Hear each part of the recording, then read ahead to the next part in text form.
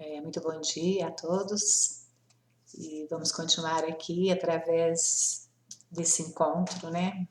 Continuar com o tema, o atendimento fraterno. E lembrando, né, um trechinho só da última fala nossa, da postura, né, das atitudes e de como proceder aí do atendente frente ao atendido, não prometer curas, e nem estabelecer certezas absolutas, porque nós, em momento algum, a gente pode ter essa linguagem com com o atendido, porque tudo, né, vai se desdobrar aí a partir desse primeiro encontro com o atendido, qual o melhor local, qual o melhor caminho, o conselho, né, a resposta que esse atendido vai estar dando para o atendente, e isso vai depender, a cura ou a solução vai depender muito mais da pessoa que está sendo atendida do que o próprio atendente em si, né? Então, isso não é caridoso, a gente dá essa certeza absoluta para a pessoa, e a gente, pelo contrário, tem que ser bem positivo e animado para influenciar a pessoa aí, no caso, a fazer as mudanças necessárias, né? Que são as melhores que ela vai poder encontrar para ela. E também a gente fala aqui, né, de não aceitar as gratificações, porque nós somos apenas a pontinha, né, que se mostra ali, né, porque todos os que trabalham nas casas, servindo aos propósitos do Consolador na Terra, sabem que a gente dá de graça o que de graça a gente recebe, então é uma regra insubstituível, né? A gente precisa ter isso em mente, jamais cobrar, jamais aceitar presentes, gratificações, né? Porque é até natural que o atendido às vezes encontre a saída, a solução e queira de alguma forma agradar aquela pessoa que o ouviu, que o atendeu naquele momento tão difícil para ele, que o encaminhou ou que, né, de alguma forma foi a luz ali que a pessoa se permitiu abrir e enxergar. Então, às vezes ela quer gratificar de alguma forma e não jamais aceitar toda e qualquer coisa que possa vir. Então, a confiabilidade aí de uma casa espírita repousa exatamente na observância desse princípio ético, que não sendo único, né, é fundamental como base de apoio para todos os demais, né, a ética e o sigilo, enfim.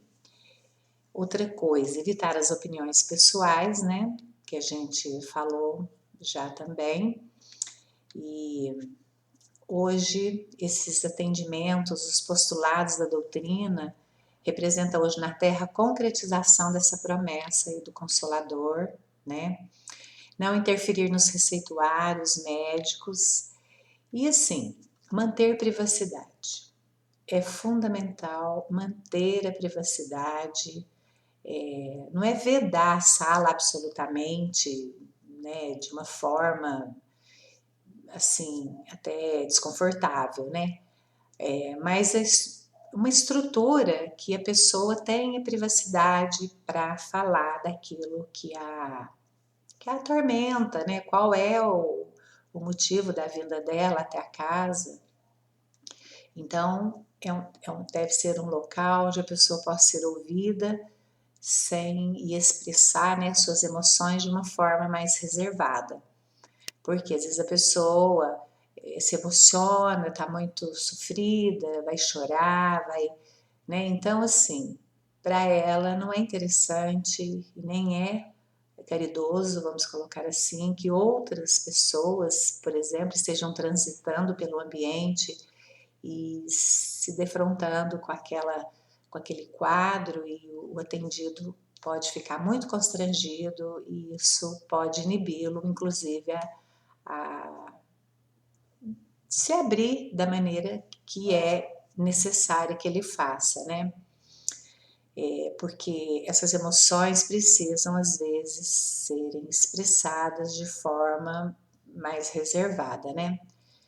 Não é necessário fechar a porta, manter ela trancada, vamos supor que seja um cômodo assim muito, né, ter esse rigor todo, mas o ato de manter a porta apenas encostada, se for um cômodo, uma sala, né, garante essa privacidade ao mesmo tempo que deixa-se um certo acesso para alguma providência que possa se fazer necessária, né? E o atendido que vem, por exemplo, pela primeira vez, ele fica mais tranquilo por não estar totalmente isolado, né, na sala e dos próprios amigos, por exemplo, ou parentes que porventura o tenham trazido até ali.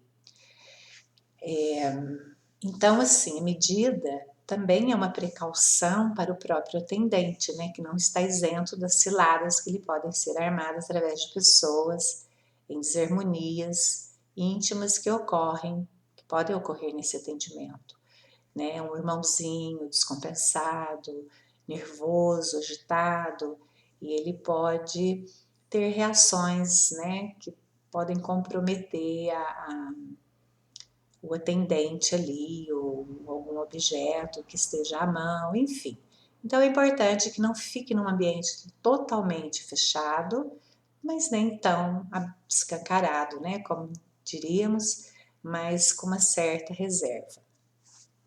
Então, outra coisa, essa porta, inclusive, esse local com uma porta entreaberta apenas, assim, para manter, né,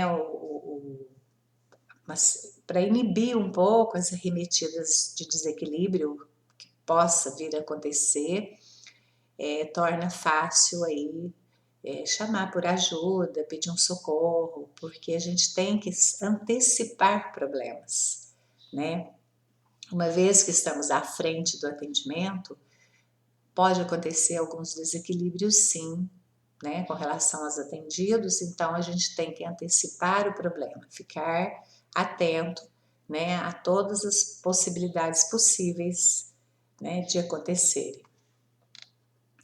Outra coisa, falar muito com simplicidade, né, ter um vocabulário aí que deve ser ajustado à cultura e às possibilidades de compreensão do atendido, né? Nada de palavras difíceis, muito técnicas, né? Muito pelo contrário, nós não podemos ser tão racionais, nós temos que naquele momento também falar, né? De uma forma firme, baseada na doutrina, né? Claro, mas assim, de uma forma segura, firme, com vocabulário bem simples, porque esse atendimento, ainda que bem objetivo e seguindo regras, né, e as normas necessárias, os cuidados, a gente tem que falar com o coração, com aquele que está ali, sermos empáticos com a dor daquele irmão que está à nossa frente.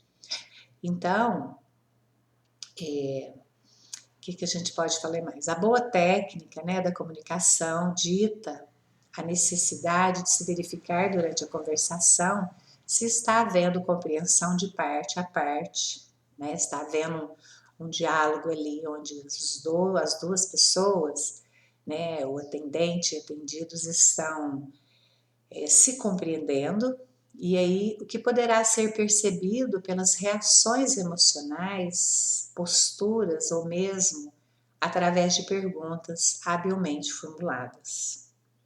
Então, o atendente, ele precisa ter um certo jogo de cintura aí, né, para ter essa percepção com relação às reações, né, emocionais que podem estar surgindo aí no atendido com relação àquilo que está sendo, né, falado.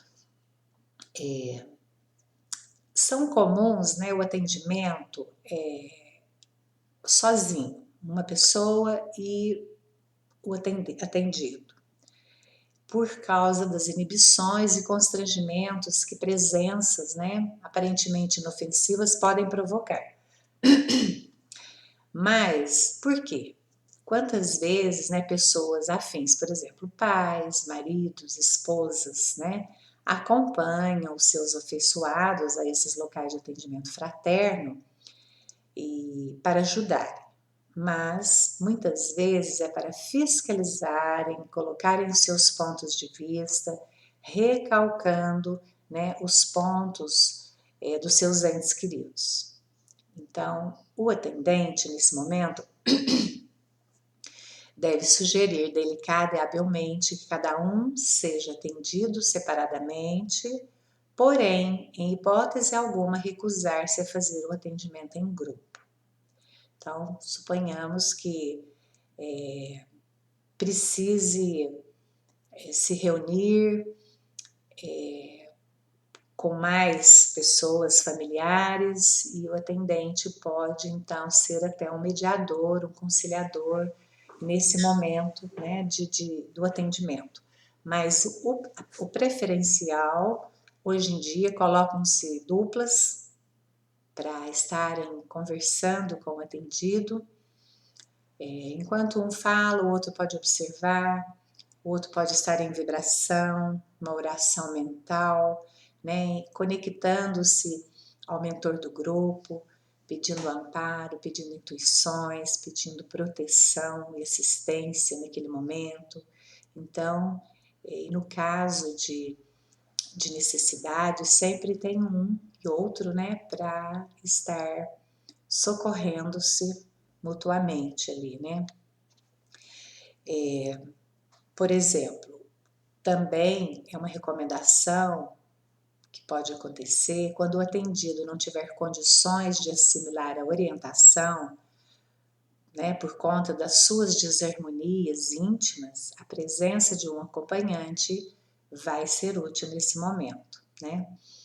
Então, são casos e casos que precisam, então, serem observados, né? Qual a melhor maneira de atender, qual se vem com o familiar, se a pessoa tem condição de estar só com os atendentes, enfim. Outra coisa, no caso dos atendentes serem, né, terem uma clarividência, clareaudiência, né, ter alguma habilidade extrasensorial, não fazer revelações sobre evidência de espíritos, revelações do passado, cenas de outras vidas, não mencionar nada disso, absolutamente. Por quê? São claramente, naquele momento, indesejáveis, prejudiciais e despropositadas na maioria dos casos. Quando ocorrem tais fenômenos com o atendente, e que são raros, né? Vamos colocar ali, porque o propósito não é aquilo ali. É para orientá-lo, dar-lhe mais segurança no atendimento e não para que revele ao seu atendido ou ao seu interlocutor o que está acontecendo.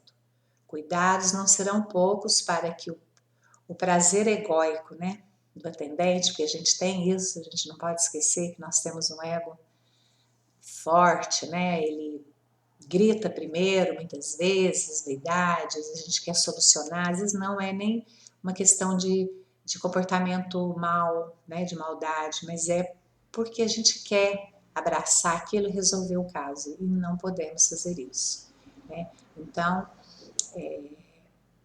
para que a gente não se autoestimule também, né? Trabalhando aí a vaidade,